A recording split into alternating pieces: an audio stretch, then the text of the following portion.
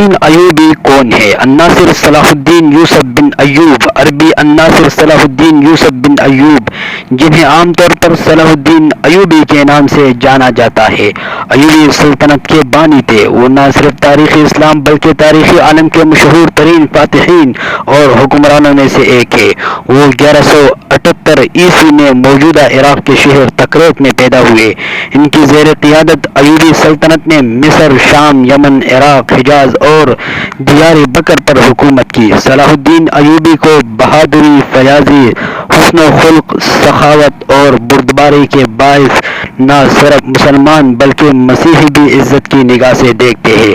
صلاح الدین ایوبی اپنے کارناموں میں نور الدین زنگی پر بھی بازی لے گئے۔ ان میں جہاد کا جذبہ کھوٹ کھوٹ کر بھرا ہوا تھا اور بیت المقدس کی فتح ان کی سب سے بڑی خواہش تھی۔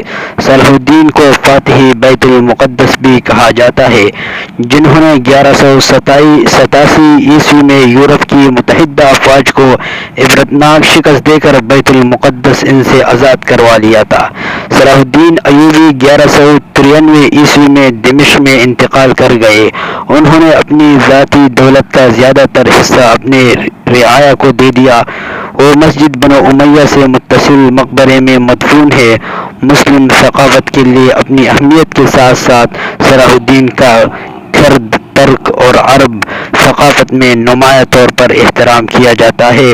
انہیں اکثر تاریخ کی سے زیادہ مشہور کردار والے شخصیت کے طور پر بیان کیا جاتا ہے۔